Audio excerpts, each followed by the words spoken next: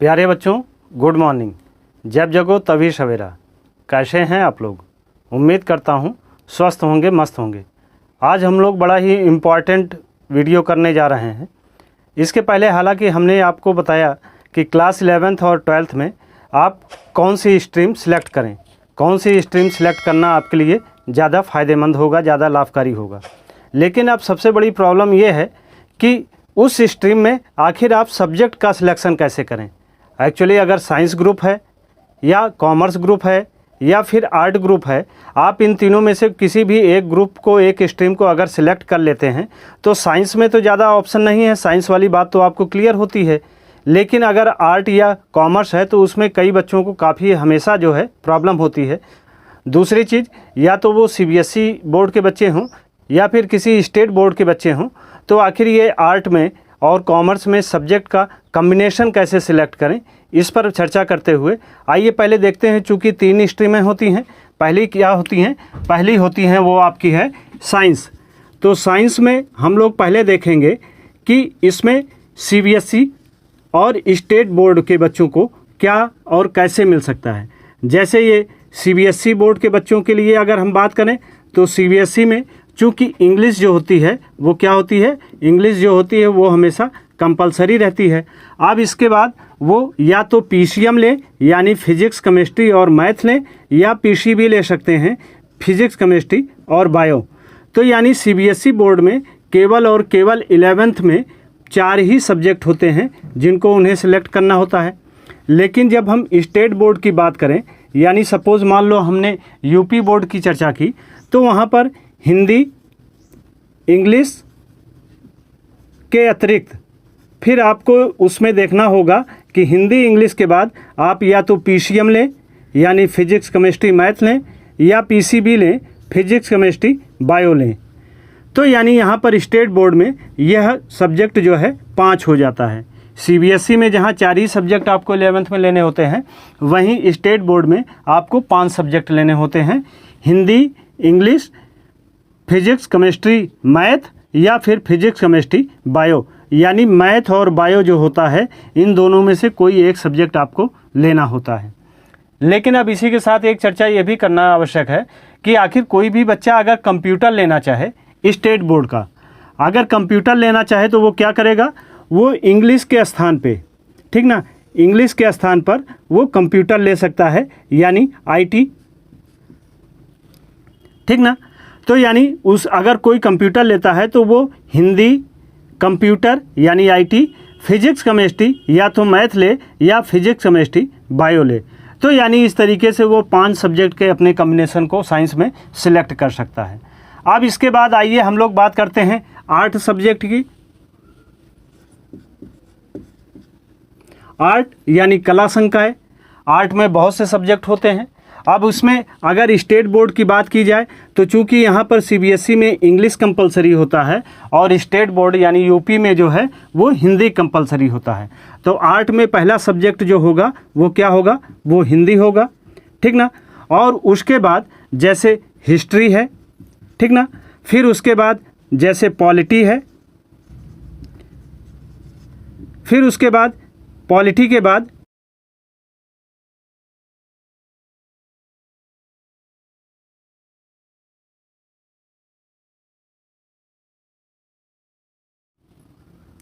तो इस तरीके से आर्ट में टोटल सब्जेक्ट जो हैं वो हिंदी है, हिस्ट्री है, पॉलिटी है, ज्योग्राफी है, इकोनॉमिक्स है, civics, home science, computer, sociology, psychology, philosophy, English में लिटरेचर और आर्ट।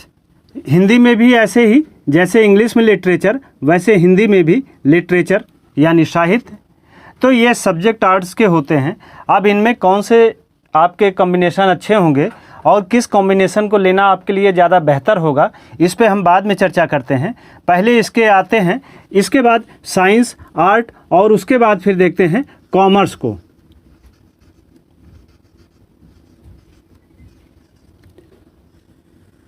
कॉमर्स ग्रुप में एक्चुअली जिन्हें CA बनना है, ICWA करना है, जो CS बनना चाहते हैं, या फिर MBA वगैरह करना चाहते हैं तो वो जनरली कॉमर्स को प्रीफर कर सकते हैं।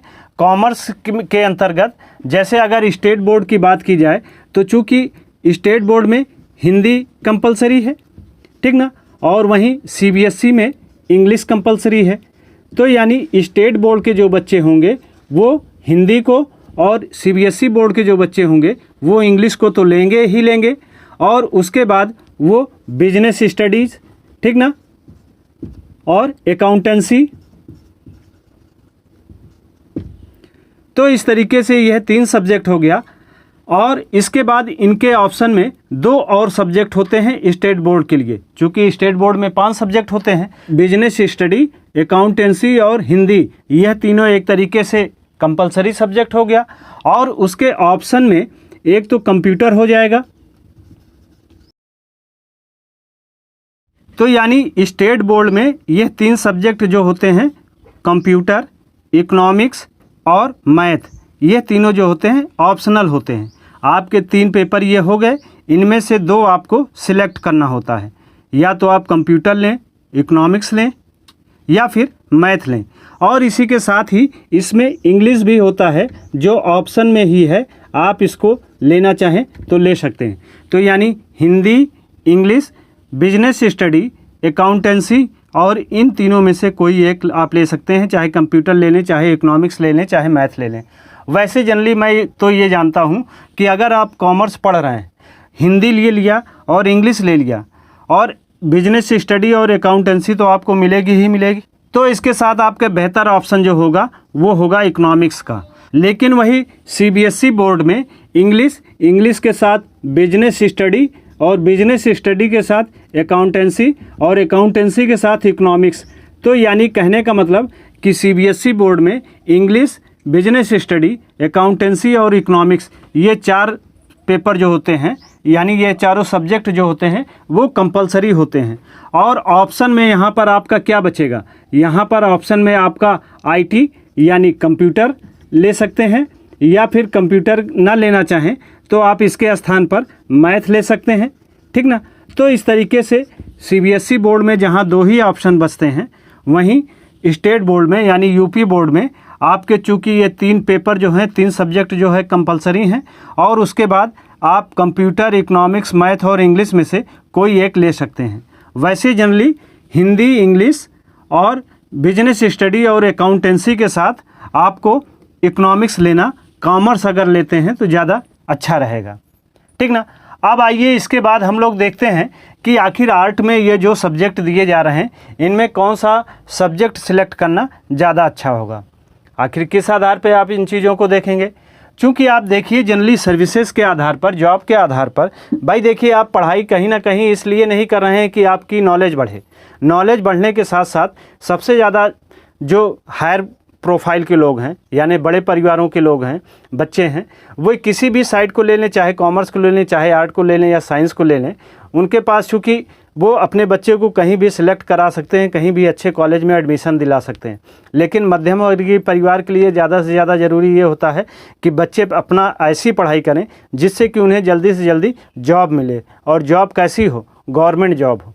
चूँकि ज़्यादातर गवर्नमेंट जॉब को अगर प्रेफर करते हैं तो उस कंडीशन में ज़्यादा ज़रूरी ये होता है कि आप अपने जॉब अपॉर्चुनिटीज़ के अनुसार ही अपने सब्जेक्ट का सिलेक्शन 11th में करें। चूँकि मान लीजिए सपोज़ आपने आज साइंस ले लिया और मान लीजिए 2 साल आपने 11th 12th साइंस पढ़ी, फिर उसके बाद आपने BSc किया 3 साल, IT से सेक्टर में जाने के लिए आपने IIT की तैयारी की, 2 साल 3 साल वहाँ लग गए। अब 5-6 साल गंवाने के बाद आपको लगता है कि नहीं साइंस से ज़्यादा ठीक तो चलिए मैं PCS या IAS का एग्ज़ाम देना चाहता हूँ, तो इसकी प्रिपरेशन करता हूँ। तो यानी एक्चुअली आप साइंस सेक्टर को छोड़कर आर्ट सेक्टर में आना चाहते हैं। तो इसलिए यहाँ पर आप इन चीज़ों पर विशेष ध्यान दें कि जो सब्जेक्ट का चयन करें, जो सब्जेक्ट का सिलेक्शन करें, वो बहुत ही सोच समझकर और अपनी क्षमता, अपनी कैपेबिलिटी के अनुसार ही करें। क्योंकि आप जानते हैं कि आप अगर एक कदम पीछे हुए तो कल के दौर में हर साल 50 लाख से 75 लाख तक बच्चे हर स्ट्रीम में बढ़ रहे हैं, और सबसे ज़्यादा बच्चे बढ़ कहाँ रहे हैं, वो साइंस स्ट्रीम में बढ़ रहे हैं। और साइंस स्ट्रीम में बच्चों की संख्या बढ़ने के कारण क्या हो रहा है, वहाँ पे कंपटीशन रेज हो रहा है। तो अगर आप साइंस में मैथ में या बायो में बहुत ही अच्छे हैं, बहुत ही अच्छा बेहतरीन किसी भी सब्जेक्ट के टॉपिक की, चाहे वो फिजिक्स हो, केमिस्ट्री हो या मैथ हो, आपकी उसकी समझ बहुत ही अच्छी डेवलप है और आप एक बार में सारी चीज़ों को समझ लेते हैं। आप IITians बनना चाहते हैं, आप IIT निकालना चाहते हैं, इंजीनियरिंग सेक्टर में जाना चाहते हैं या मेडिकल क्षेत्र में जाना चाहते हैं, तब तो ठीक है, आप लगिए, जी जान से पूरी मेहनत करिए। लेकिन अगर आप में थोड़ी सी भी, आपको अपने में थोड़ी सी कमी लगती है, नहीं अगर कमी नहीं भी लगती है और आप अगर IAS या PCS यानी आर्ट सेक्टर में जाना चाहते हैं, तो आप उसका सिलेक्शन अभी ही कर लीजिए। क्योंकि आप 4 साल 6 साल बर्बाद करने के बाद फिर आर्ट पे आएंगे तो वो अच्छा नहीं होगा। इसलिए जैसे जॉब की लेवल पर IAS है या फिर PCS है, माने स्टेट लेवल पर, तो IAS PCS आप बनना चाहते हैं तब भी आपके लिए ज़्यादा अच्छा यही रहेगा कि आर्ट को, या इसके बाद जैसे स्टेट लेवल पर आपकी वैकेंसीज आती हैं दरोगा बनने की, लेखपाल बनने की, या फिर इसके बाद SSC वगैरह से SSC CGL, और इसमें सब में CGL वगैरह में क्या है कि आपको हाई स्कूल लेवल की तक की मैथ क्लियर होनी चाहिए, अच्छी आनी चाहिए। मैंने क्वेश्चन देखा कि फट से आप उसका आंसर लगा सके, जो कोई ऑब्जेक्टिव क्वेश्चन होता है, लेकिन फिर भी यहाँ पर हाई स्कूल लेवल तक की ही मैथ इम्पॉर्टेंट होती है, जिसकी नॉलेज आपको होना बहुत ज़रूरी है। लेकिन उसके बाद जैसे लेखपाल है, या अगर आप टीचर बनना चाहते हैं तो टीचर, चाहे आप साइंस सेक्टर में बनना चाहें या फिर आर्ट में बनना चाहें या कॉमर्स में बनना चाहें, तो टीचर आप किसी भी सब्जेक्ट को सिलेक्ट करके बन सकते हैं, ठीक ना। लेकिन अगर आप किसी स्पेशली जॉब के लिए अपने को प्रीफर करना चाहते हैं, या NDA है या CDS है, तो उसके लिए साइंस सेक्टर को ही सिलेक्ट करना ज़्यादा अच्छा होगा। लेकिन अगर इस तरीके की जॉब को आप प्रेफर करते हैं तो उसके लिए ज़रूरी है कि आप आर्ट के सब्जेक्ट को ध्यान में रखें और आर्ट के सब्जेक्ट का ही सिलेक्शन करें। आर्ट के सब्जेक्ट में धीरे धीरे आप सिलेक्ट करके 2-4 सालों में एक अच्छे पोजीशन पे पहुंच जाते हैं। अदरवाइज जब आप सेक्टर चेंज करके साइंस से आर्ट में आते हैं या कॉमर्स से आर्ट में आते हैं तो फिर आपको दिक्कत होती है, क्योंकि आप जान लीजिए कि आर्ट सेक्टर में जॉब अपॉर्चुनिटीज़ सबसे ज़्यादा होती है अपेक्षाकृत साइंस से और कॉमर्स से। कॉमर्स में तो जनरली गवर्नमेंट जॉब की तो अपॉर्चुनिटी बिल्कुल भी मतलब बहुत ही कम होती है, लेकिन साइंस और कॉमर्स के साथ ये फ़ायदा है कि साइंस के बच्चे कभी भी आर्ट में आ सकते हैं या कॉमर्स के बच्चे कभी भी आर्ट में आ सकते हैं, लेकिन आर्ट का बच्चा साइंस में या आर्ट का बच्चा कॉमर्स में फिर नहीं जा पाता है। तो इन सारे पहलुओं को ध्यान में रखते हुए आज आपको एक बार यह सोचना ज़रूरी होगा कि कौन सा सब्जेक्ट सिलेक्ट करना आपके लिए ज़्यादा बेहतर होगा, ज़्यादा अच्छा होगा, ठीक ना। अब इसमें बात करते हैं हम लोग आर्ट की, तो आर्ट में किस सब्जेक्ट का कॉम्बिनेशन सबसे अच्छा होगा। अब जैसे अगर आप स्टेट लेवल की बात करें, सपोज़ यूपी की बात करें, तो हिंदी जो है वो कंपलसरी सब्जेक्ट है, और उसके बाद फिर जैसे हिस्ट्री है, दूसरा ज्योग्राफी है, तीसरा इकोनॉमिक्स है, ठीक ना, और चौथा इसी के साथ है सिविक्स। आपने हाई स्कूल लेवल पर भी हिस्ट्री, ज्योग्राफी, इकोनॉमिक्स और सिविक्स ये चारों आर्ट के सब्जेक्ट को पढ़ा भी है, तो ये 4 समझ लीजिए आपकी एक ब्रांच हो गई। अब इसके साथ आप कौन सा सब्जेक्ट लेना चाहेंगे, चूँकि एक सब्जेक्ट तो ये हो गया, दूसरा हिस्ट्री हो गया। अब हिस्ट्री के साथ आपका कॉलेज में क्या कॉम्बिनेशन है उस आधार पर सिलेक्ट करेंगे, या ज्योग्राफी के साथ आपका क्या कॉम्बिनेशन है आप उसे देखेंगे, या इकोनॉमिक्स के साथ क्या कॉम्बिनेशन है उसे देखने के बाद ही आप इसे सिलेक्ट कर सकते हैं। अब इसके बाद हम लोग किसी भी कॉलेज लेवल पर किसी भी सब्जेक्ट के सिलेक्शन में क्या कॉम्बिनेशन हो सकता है उस चीज़ को देख सकते हैं। जैसे सपोज़ एक तो सब्जेक्ट आपका है हिंदी, वो तो लेना ही है, लेकिन हिंदी के साथ अगर मान लीजिए आपका एक तो हिस्ट्री है, ठीक ना, हिस्ट्री, और दूसरा फिर ज्योग्राफी, तो यानी एक कॉम्बिनेशन कहीं ना कहीं ज्योग्राफी के साथ बनता है कि आप हिस्ट्री और ज्योग्राफी में से कोई एक सब्जेक्ट ले सकते हैं। दूसरा आपका बनता है सिविक्स और सोशलॉजी का, यानी या तो आप सिविक्स लें या फिर सोशियोलॉजी लें, इन दोनों सब्जेक्ट में से कोई एक आप ले सकते हैं, यानी हिस्ट्री और ज्योग्राफी में से एक ले सकते हैं, सिविक्स और सोशियोलॉजी में से एक ले सकते हैं, और तीसरा फिर जैसे इकोनॉमिक्स है, ठीक ना, इकोनॉमिक्स और फिर साइकोलॉजी, ठीक ना, या फिर फिलॉसफी, तो इन तीनों में से कोई आप एक सब्जेक्ट ले सकते हैं। और इसके अतिरिक्त जैसे आपने 9th और 10th में देखा कि या तो आपका एक कॉम्बिनेशन आर्ट ऑप्शनल सब्जेक्ट होता है, दूसरा कंप्यूटर होता है, तीसरा संस्कृत होता है, ठीक ना। और इसके साथ एक चौथा सब्जेक्ट जो है मैथ। तो इस तरीके से आप देखिए कि इसके अतिरिक्त ये 4 कॉम्बिनेशन हो गए और 5वां सब्जेक्ट जो है इंग्लिश है। तो आप इसको ज़रा अच्छे तरीके से समझने का प्रयास करिए कि यानी 11th में आप आर्ट सब्जेक्ट में स्टेट बोर्ड की अगर बात करें तो हिंदी सब्जेक्ट जो है वो कंपलसरी है। हिंदी सब्जेक्ट के साथ अगर आप इंग्लिश लेना चाहते हैं तो आपके 2 सब्जेक्ट हो गए। और उसके बाद ये कॉम्बिनेशन हिस्ट्री और ज्योग्राफी में से कोई एक सब्जेक्ट लेंगे, या फिर सिविक्स या सोशियोलॉजी में से कोई एक सब्जेक्ट लेंगे, या फिर इकोनॉमिक्स, साइकोलॉजी और फिलॉसफी में से कोई एक सब्जेक्ट आप सिलेक्ट कर सकते हैं, या फिर आर्ट, कंप्यूटर, संस्कृत और मैथ में से। तो इस तरीके से अगर हिंदी और इंग्लिश लेते हैं तो इन में से केवल 3 कॉम्बिनेशन में से कोई एक सब्जेक्ट लेना होगा। अगर आप इंग्लिश नहीं लेते हैं, हिंदी ही केवल लेते हैं, तो हिंदी के बाद आपके ये चारों जो आपके ग्रुप हैं, इन चारों ग्रुप से आपको एक एक सब्जेक्ट लेना पड़ेगा। तो इस तरीके से स्टेट बोर्ड के लिए यह 5 सब्जेक्ट का आप इंटर लेवल पर आर्ट साइड में सिलेक्ट कर सकते हैं। बच्चों, तो ये रही हमने पूरी चर्चा की आपकी स्टेट बोर्ड से लेकर CBSE बोर्ड तक के बच्चों का, कि वो किस स्ट्रीम में जाएंगे यह तो ठीक है, लेकिन उस स्ट्रीम में मेनली कॉमर्स में और आर्ट में सब्जेक्ट का सिलेक्शन कैसे करें, सब्जेक्ट का कॉम्बिनेशन क्या रखें, जिससे कि उनके बेहतर भविष्य के लिए ज़्यादा अच्छा होगा। एक्चुअली एक बहुत बड़ा चेंज हुआ है, वो भी आप ध्यान दीजिएगा कि स्टेट बोर्ड में यानी UP बोर्ड में जो बच्चे कॉमर्स ले रहे हैं उनमें पहले यह बिजनेस स्टडी सब्जेक्ट जो है वो बिजनेस ऑर्गेनाइजेशन एंड ऑफिशियल करेस्पॉन्डेंट्स के रूप में था, जिसको अभी पिछले साल चेंज किया गया है। उसमें केवल और केवल बिजनेस ऑर्गेनाइजेशन एक सब्जेक्ट होगा। दूसरी चीज़, यह जो अकाउंटिंग था यानी accounting, book keeping and accounting था, वो चेंज होकर केवल अकाउंटेंसी हो गया। और इसके पहले, हालांकि यह चर्चा करने की ज़रूरत नहीं है कि पहले जो है कॉमर्स में हिंदी में आप दोनों ले सकते थे, लेकिन अब केवल और केवल यह डिसाइड हो गया है कि हिंदी में केवल सामान्य हिंदी ही लेंगे, ठीक ना।